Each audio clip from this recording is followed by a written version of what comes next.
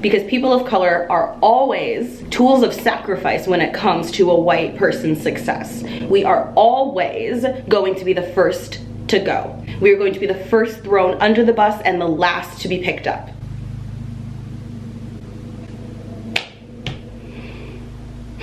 White people, aren't y'all tired of getting dragged? Why can't you just mind your business? Ow, Akasha, what? She just flopped over on top of me. What's going on, huh?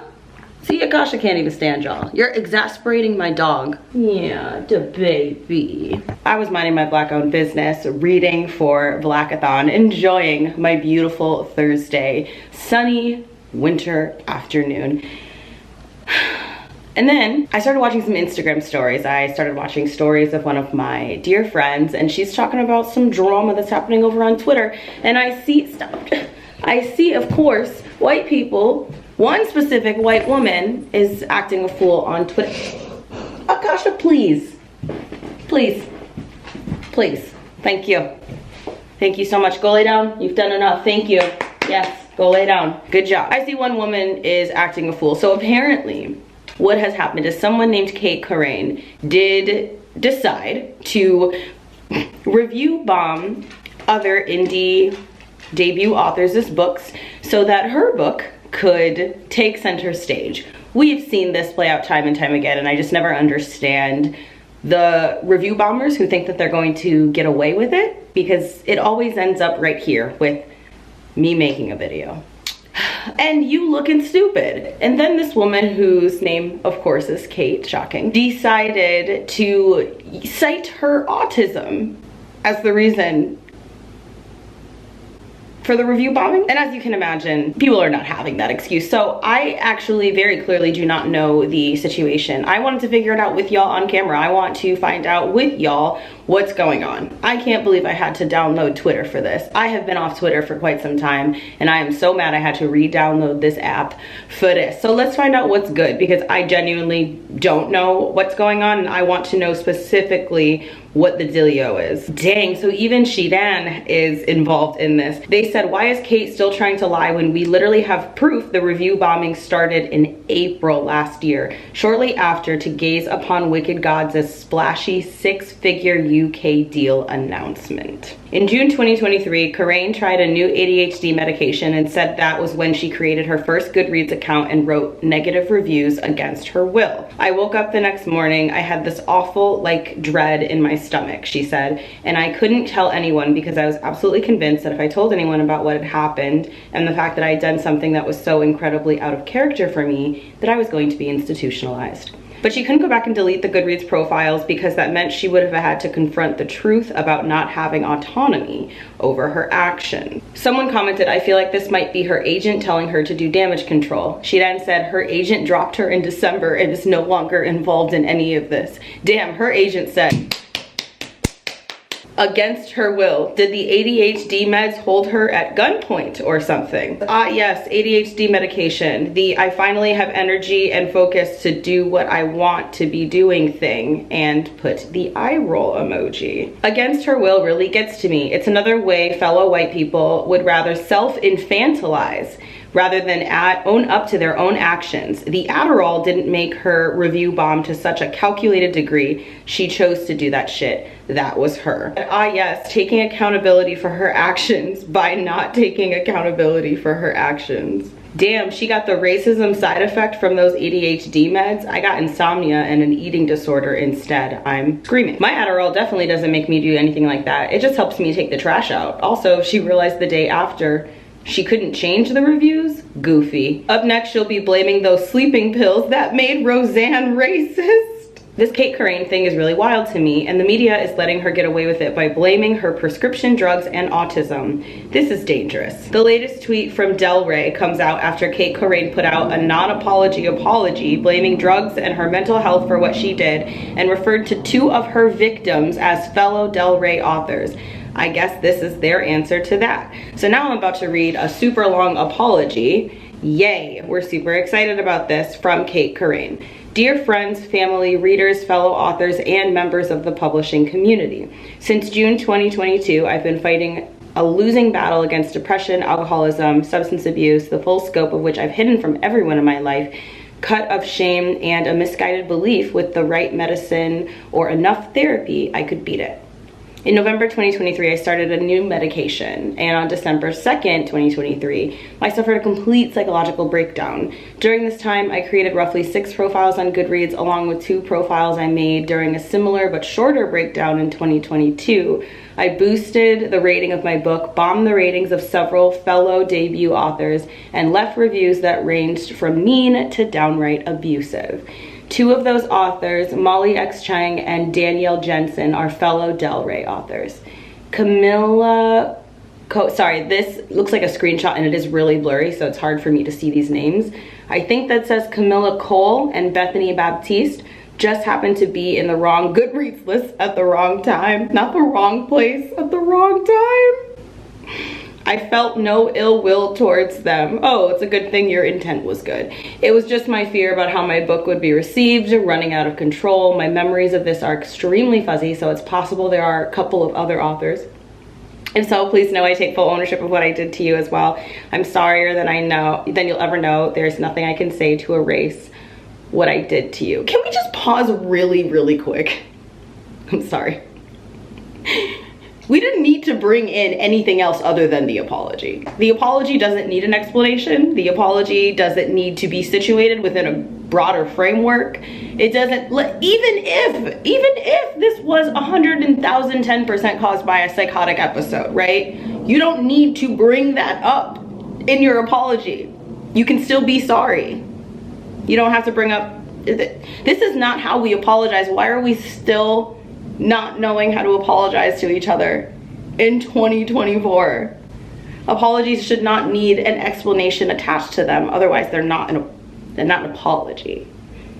An apology doesn't ask the person to understand a proper one. It does not ask the person receiving the apology to also receive information about why the person chose to do something that harmed the other person. Do you see what we're saying? That's not necessary. That's self-serving. Like, girl, why couldn't you just say, yo, I fucked up, I'm sorry?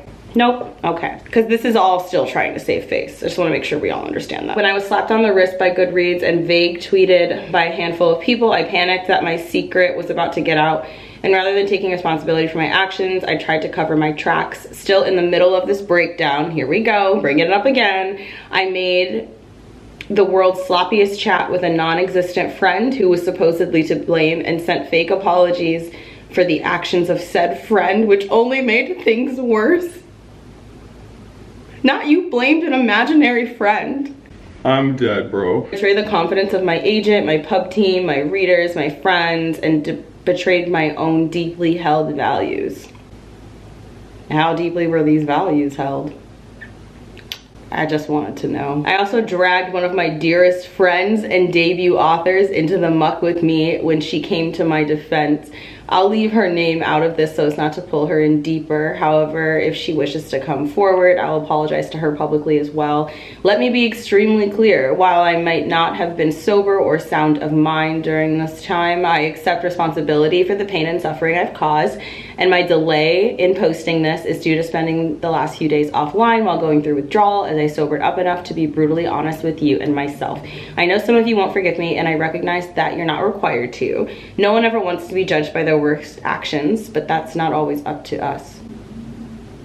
Okay, we didn't need that line. We could have edited that one out. I'll be reaching out to everyone deeply impacted, though that may take some time, since I'm checking into an intensive psychiatric care and rehab facility, which means I'll mostly be off social media as I need to give 100% to the program if I want it to stick. All I can do going forward is try and live my life in a way that shows you these aren't empty words. Yours with so much love and utmost heartbreak, Kate Corain.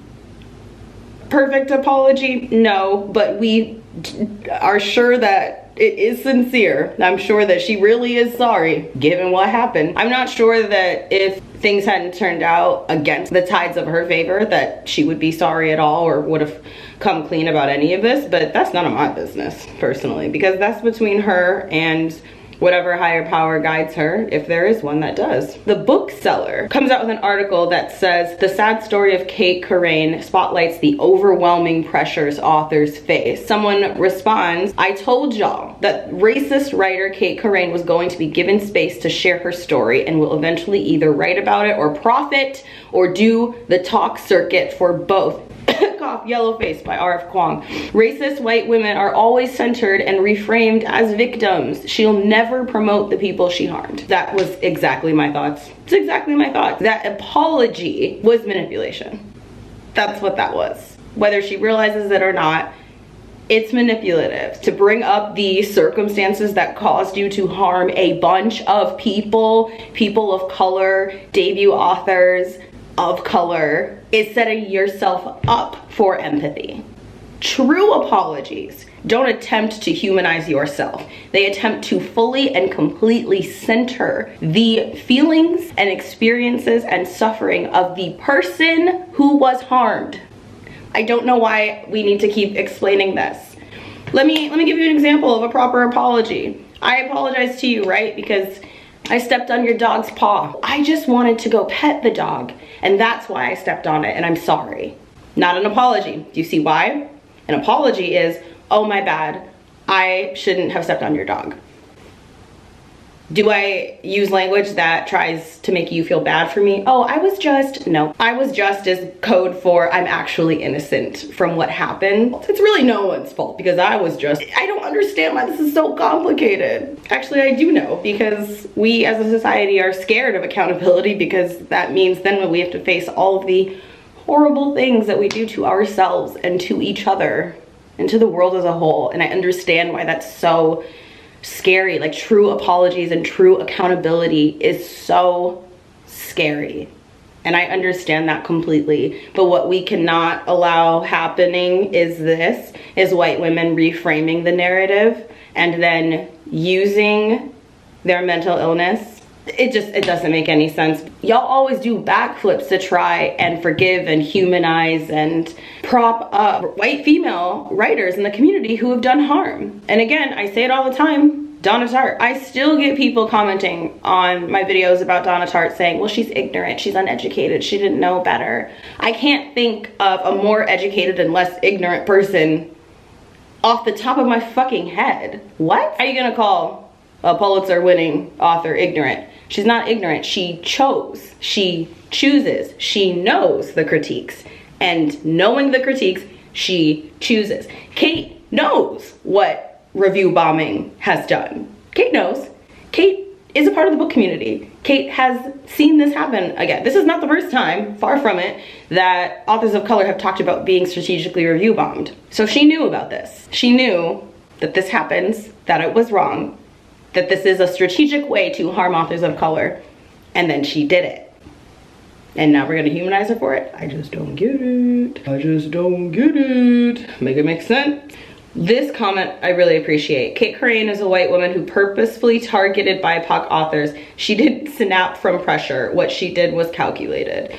It is just so reminiscent of videos and photos of Black people taking things from stores to survive a hurricane, and how that was called looting, right? And then there was another photo of the same exact fucking hurricane, the same exact town, but it was a bunch of white people taking things to survive the hurricane. And it was them scavenging or excavating or what the fuck ever for survival and all that. It's just really wild, knowing in and out, knowing, because I've been on this planet for 31 years, knowing the things that people will do to create excuses for harm that comes towards people of color, and still seeing it happen real time. I'm still surprised by it every single time, and then I feel silly because why? Like, why should I feel silly about something that I know?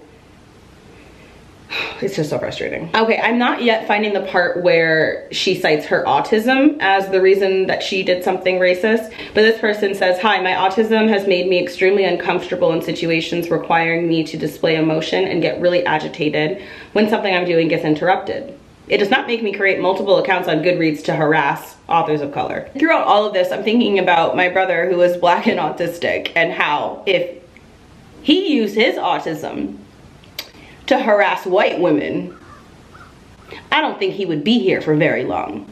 So it's just really fascinating to me, the things that white, mentally ill, and autistic women get to cite as excuses for their behavior.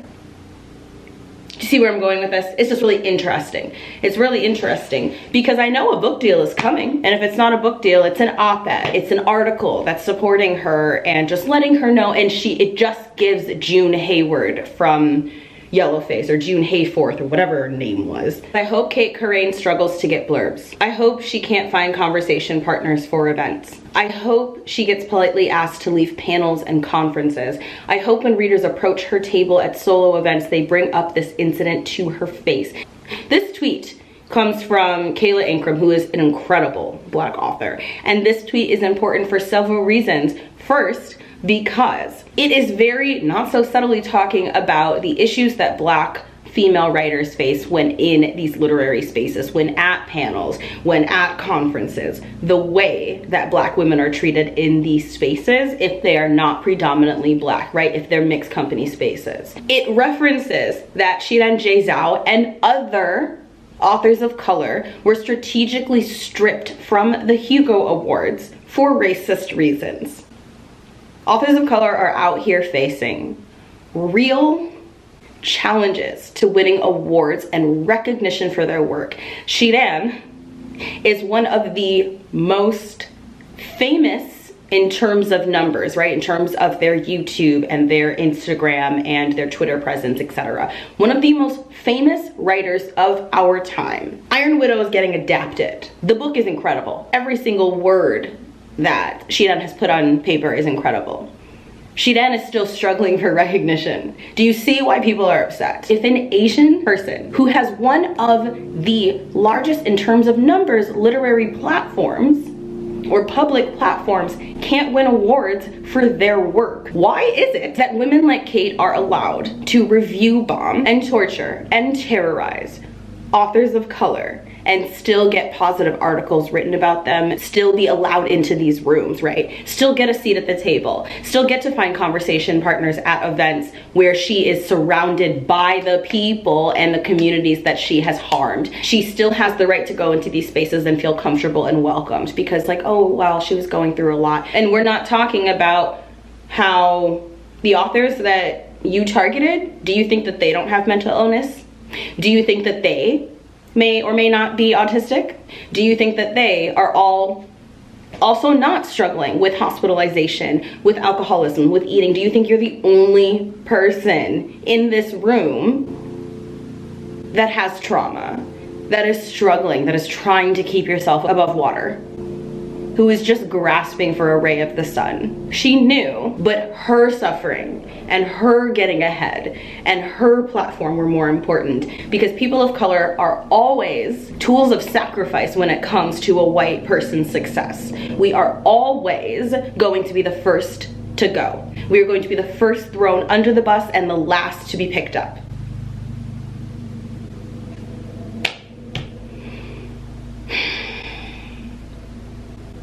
It is bad enough that we are often disposable to the publishing industry unless our books are pulling huge numbers and getting movie rights and TV deals. And even then, we still might not get to win a Hugo Award. We still might not be eligible.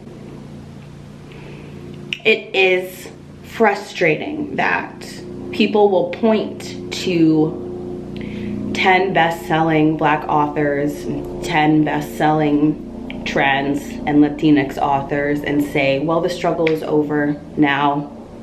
You have participated in the book community for years, been on Twitter for years, read reviews for years. You knew exactly what you were doing and you didn't care. And that is what happened. That is the bottom line.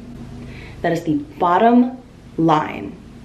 That's what happened. If you've been following me for a while, know how much I've struggled with my mental health. Know that I've been hospitalized. Know that I have feared myself and feared being around others because I didn't know if I was a safe person to be near, because I was scared of myself. And at no point in time during any of those episodes did I do something like this. And if I had, I damn sure wouldn't be using my mental illness and my neurodivergence to situate my behavior within a broader framework. Because you know what that does? It throws mentally ill people under the fucking bus. Do you know how hard it is to be a mentally ill person of color and not be stigmatized by your own community, first of all, because we don't talk about mental illness, we don't take medications, you're not strong enough, blah, blah, blah, and by non-mentally ill folk who are like, see, this is why you shouldn't be around us, this is why you should be hospitalized, this is why this and that.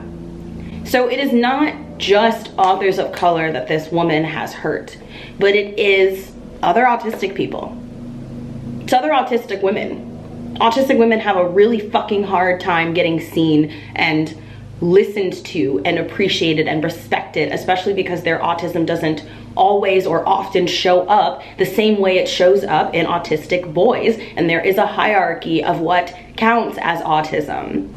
And that hierarchy is only intensified with the cut of Asperger's from the DSM. I'm not here to talk about that. I'm not going to get into it. It just doesn't make any sense to me, especially when it's difficult enough for women to say the word trauma without being laughed off the internet. It's difficult enough for women to speak about their trauma and how their trauma is impacting their lives without being told X, Y, and Z, that they are sensitive millennials, that they are hysterical, that they're this and that they're that, etc. Like, already, it's, oh my gosh, it's just frustrating. I can't even finish the sentence because I'm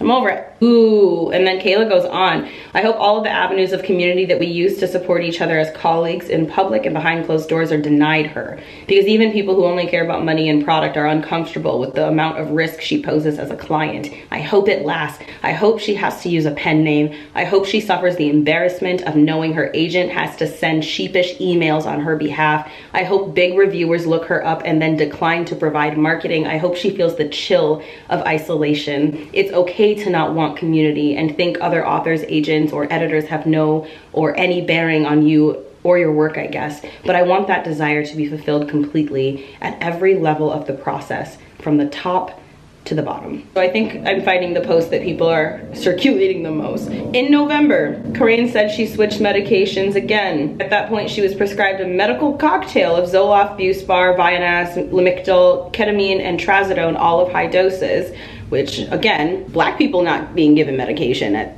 that high of a dose because we're seen as drug seeking. Do you know how hard I had to fight to get 10 muscle relaxers from my doctor when my shoulder was broken?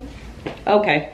Anyway, independently, she was consuming cannabis, alcohol, and caffeine. She reiterated that her psychiatrist was not being negligent, but that she was lying about what she actually needed so that she could medicate away everything that was happening. She wanted a solution that would make the internal pain disappear. Racism was the solution? What's up, cuties? It is a new dawn. It is a new day. The next day, actually. And I'm here to add in some spicy author tweets, some hot takes, and to make some corrections. I first want to apologize for the autofocus issues in this video. I have never had that happen quite to this degree before. All that means is to continue watching my videos so that Jessie can get themselves a new camera. I want to say that Kate uses both she and they pronouns. I'm not certain if Kate identifies as a woman specifically, so that is one correction that I want to make. We have tweets to further add to this insane situation, and then I'm moving on with my Black life. I will say that this is giving me anxieties that I didn't have before as someone who has not one but 2 books on the way. So Bethany Baptiste says, Goodreads expects users to do the reporting on review bombing yet drag their feet, but they immediately locked and protected Kate Corain's book page after what she'd done had been revealed.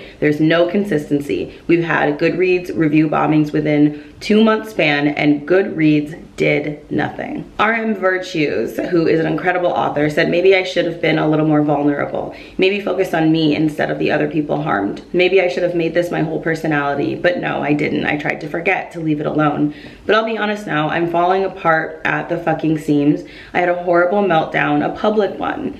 For the first time in years, if not decades, I relapsed in my healing. I'm seeing my therapist double. I'm staying away from people and isolating myself because I am scared of me. Yet I have to wake up to people coddling a white person that attacked me. After terrorizing Black authors, she gets to say that she's not racist. They get to change the convo around mental illness. No, no, no, no. You fucked my mental illness, Kate. You are not a fucking advocate. You are a parasite and a vile fucking human being. You can't even name me. Akana says it's also unfair to people with addiction. Addiction doesn't cause racism either. You can't even DM me and apologize outright. I have to wake up every day searching for a reason to be here, begging for the gods to help me get through just one more day. I have to push myself to live for other people because caring too much is the only thing keeping me here, but you just get to move on and switch gears at will. You get to use this shit for clout and drag us through the mud again and again.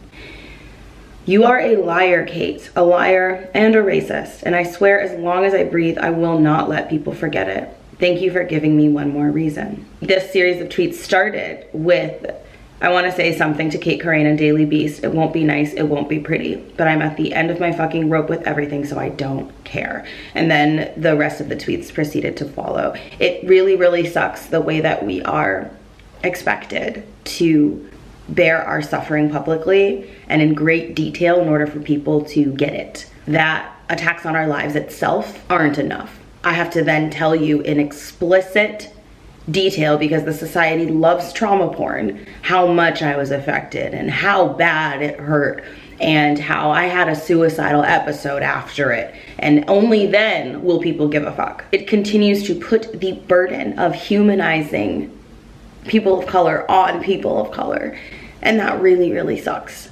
It really, really sucks. Aiden Thomas also has something to say. Hey Kate Corain, I see you follow me, so let me just say, you're a racist piece of shit. You're manipulative, pathetic, and wielding your white lady tears. No one is falling for this.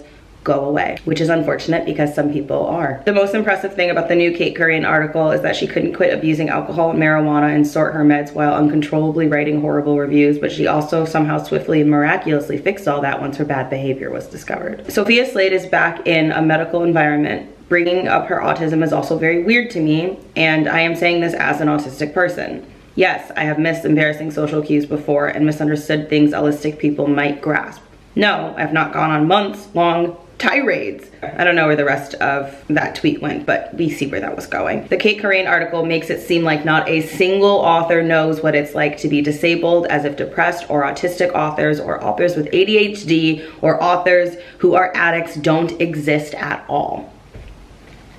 We're gonna get back to this video, but consider joining my Patreon. The top tier of my Patreon gets access to my writing excerpts and quotes and writing process of my 2 books. One is called Robin Hood with 2 B's, and it is a Robin Hood retelling set in North Minneapolis following an Afro-Latinx teen who uses parkour along with their crew in order to rob the city's 1%. That's the first time I have said that much about Robin Hood in public at all, ever. And the second book is a romance novel called Suddenly in Love between 2 studs, one who is secretly a stripper. They're both business professionals and best friends who've been in love with each other for a long time, but are struggling to overcome their own internalized toxic masculinity in order to be together. And there's other barriers between them as well. And I'm just so excited about both of these books. This situation has made me a little nervous, I'm not going to lie, especially given that, again, y'all do backflips when it comes time to give excuses and grace and empathy to white racist women. We don't even get a half backflip when it comes to people of color who fuck up. It's just really interesting. That's right, we used to talk about the whole Kate Corain insists she's not a racist thing, because that wasn't something that I got to in this video, and I want to make it perfectly clear that what she did is racist, and here's why.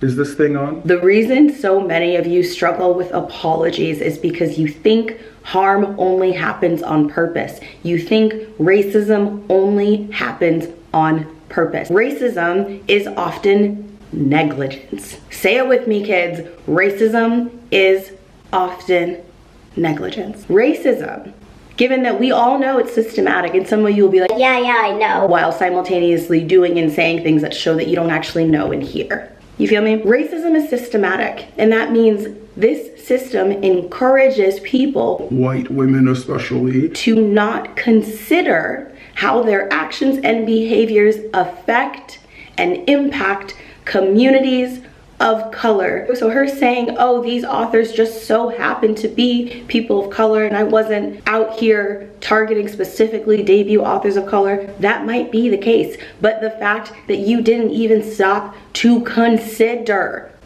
when you saw, hey, these are brown authors, because I know that you saw, I know you saw the names, I know you saw the faces on the book covers, I know you knew. You didn't stop to consider these are, whether it was my objective to go after them or not, these are still people of color. I'm doing this to queer people of color, women of color, marginalized authors. And the fact that that didn't stop her, that didn't make them think twice, is racism. Thank you for coming to my TED Talk. Racism teaches us to not consider or think about how the things that we do impact other marginalized communities. And that is why y'all need to drop the, I'm not racist because I didn't intentionally set out to do you harm. That's not what racism is.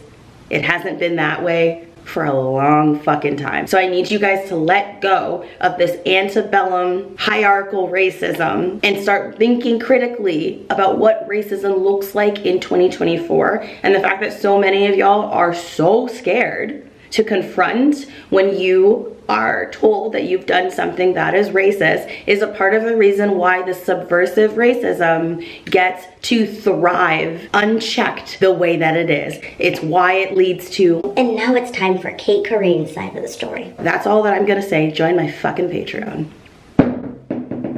I believe the kids call that a mic drop. That was a Hannibal quote, by the way. I believe that's what they call a mic drop.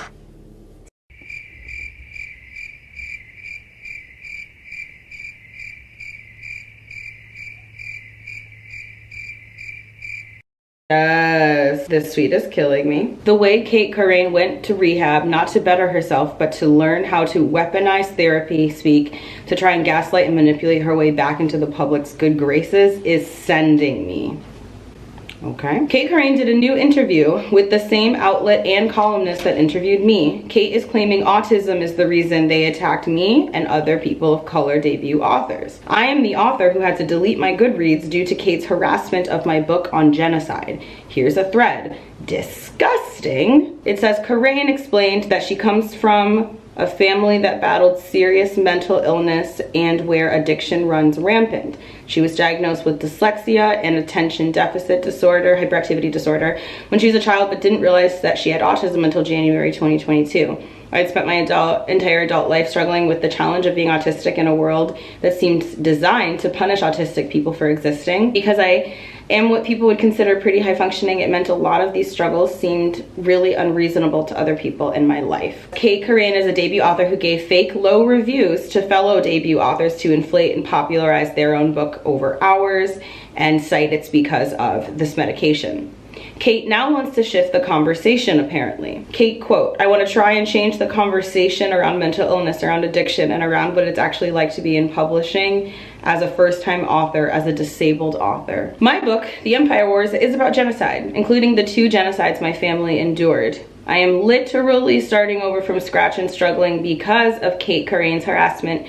I genuinely thought I was under attack from actual genocide deniers. Disgusting. If you want to talk suicide, Iris Chang, the brave author of The Rape of Nanking, was likely killed by genocide deniers. Oh my God, she died? That book broke me in high school. I read that book in high school because my high school history teacher said it was the one book he had never been able to finish. And out of curiosity, I went and read it.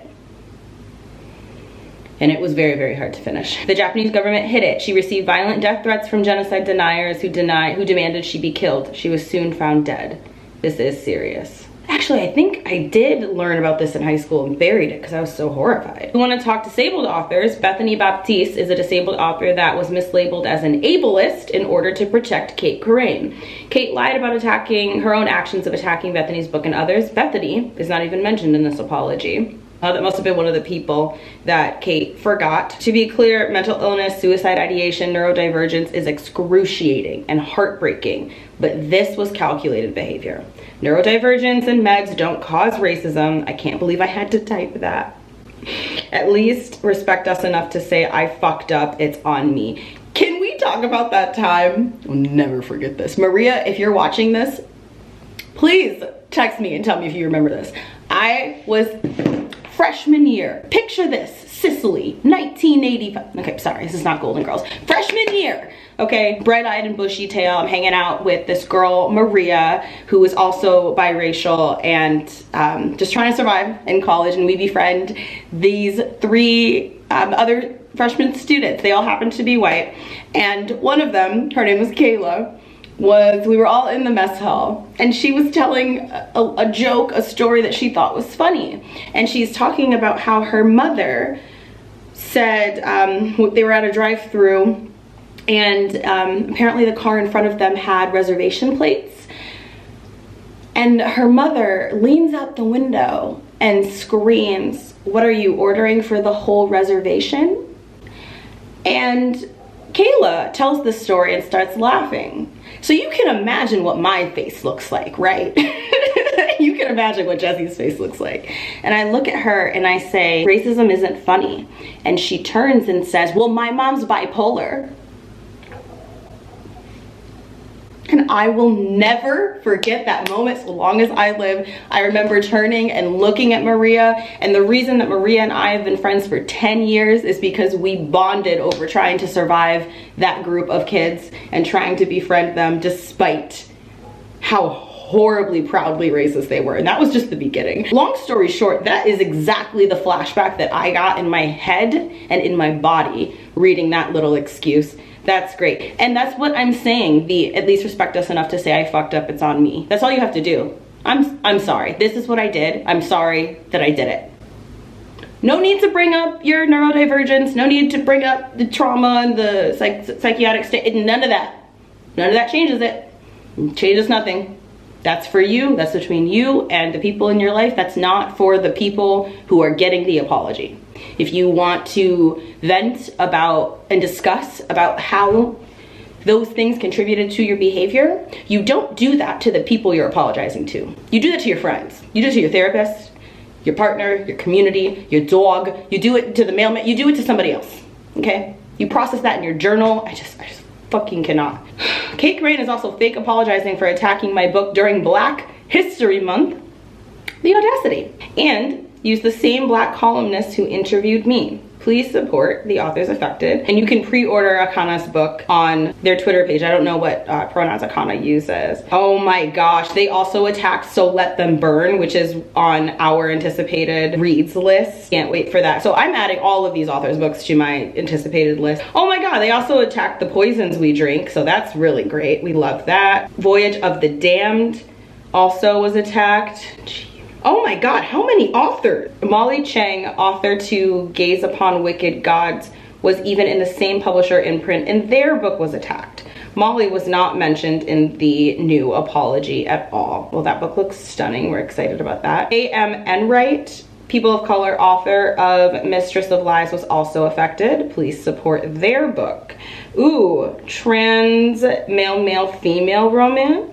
Murder mystery, vampires, cuddled nicely, court intrigued, patricide, all of that. Exciting, exciting. Oh dear God. And here's the link to the new Kate Corain apology article. RM Virtues was also attacked. Gods of Hunger. Dang, this video is gonna take forever to edit because of all these pictures I'm gonna have to put in it. So I guess I know what I'm doing tonight. I guess I'm not continuing with my Blackathon reads tonight because I have to edit a video about racism. It's insane. Can you imagine? Oh my god, can you imagine my mouthy black ass? People already hate me on the internet. That's great because I inhale that shit for breakfast. Can you imagine if I take my mouthy black ass and hurt a white woman in any possible or perceived possible way?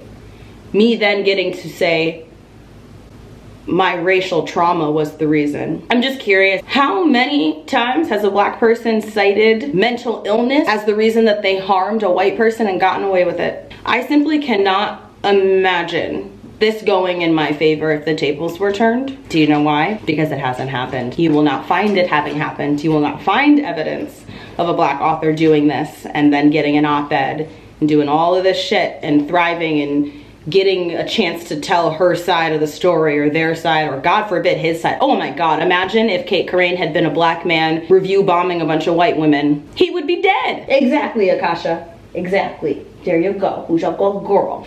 So mad. Thank you to everyone. It shows how kind-hearted you are that you're apologizing for Kate before Kate even apologized to us. You don't even have to apologize. You're so thoughtful. It really means a lot. Hey. Who's your good girl? Yeah. The baby. She likes getting spanked. Who's my kinky dog? Are you a bottom? Who's my bottom bitch? Yes, the bottom bitch. Yes, the baby.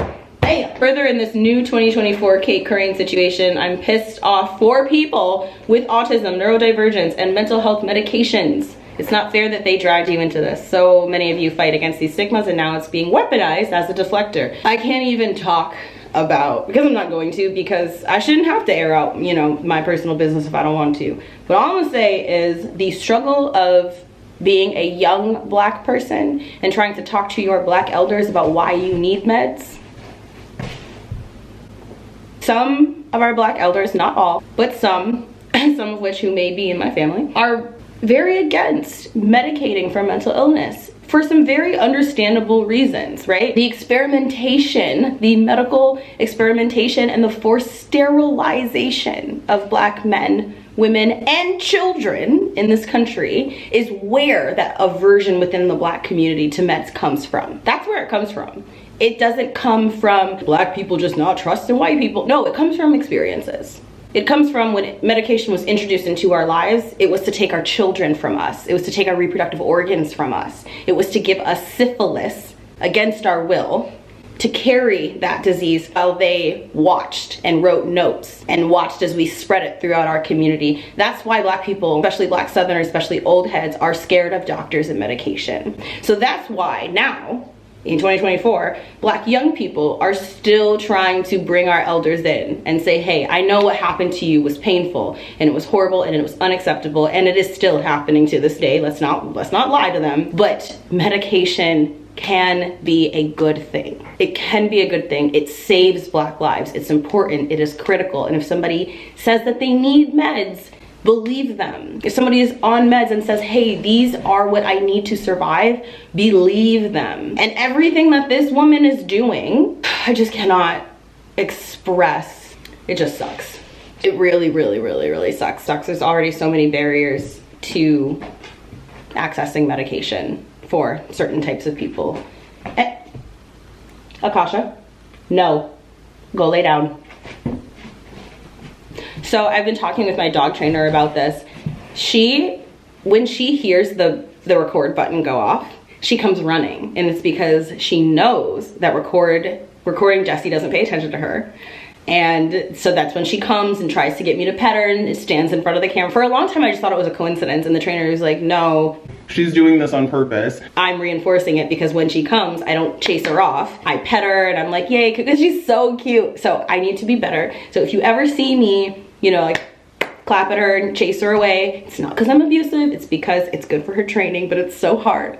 I need to get better at it. It's also unfair to people with addiction. Addiction doesn't cause racism either. And why did Kate Corain bring up Matthew Perry's death? He was a human being. He deserved more than that. Go off. First of all, Matthew Perry has suffered enough. All right, and the way that people were like trauma mining his death last year was really fucking weird. It was really weird. It wasn't in January. I don't know, but it creeped me out the way that people seem to almost be relishing in the sadness of his death. All right, so I'm gonna check out this little article and see what's good. Author who review bombed writers of color. I'm not racist, no more lies. I'll have to subscribe in order to read this article, and I'm absolutely not giving this platform any of my money, so fuck that. I think she was trying to make a connection to his death from ketamine, and her saying she was abusing ketamine to try to imply she's lucky to be alive, therefore we should feel sorry for her. Manipulation master level, it's gross. Okay, that makes sense. Ooh, Akana is Afro-Latina. We stan. I love it. We love a fellow Afro-Latina person. Beautiful. Dang, it looks like I need to get back on Twitter because Twitter is popping. In short, if you are thinking of review bombing anyone for any reason, if you think that review bombing debut authors, especially debut authors of color, is a good idea because you think that debut authors are not gonna fight back, you think that debut authors don't have people who are looking out for them, who are supporting them, because that's what this is all about. She went after these authors because she was operating under the assumption that they will not be protected. Because when are writers of color, women of color protected in this society? Never. So they're seen as easy targets. And I hope that you learned your lesson. I hope that you learned. People of color protect their own, and there are plenty of white people who are out there riding and dying and protecting people of color as well. And if you think that we are easy targets because we don't have the same protections in the industry as white women do, well, now you know. And there is nothing that you can do to make us insignificant in any way whatsoever, but there is a whole hell of a lot that you can do to make yourself insignificant in the process. My Patreon is fun as hell, and I really hope you consider joining. It is Hannibal the Cannibal themed, and we're doing amazing things over there every single month. We're about to have the Be My Valentine live bash, and I'm so excited for it. I can't wait. Throw your boy some coin, because after reading and dealing with this shit and editing this video, I'm gonna need it. All right, cuties, stay safe, be good to yourselves, be good to others. I hope to see you in my next video, unless your name is Kate.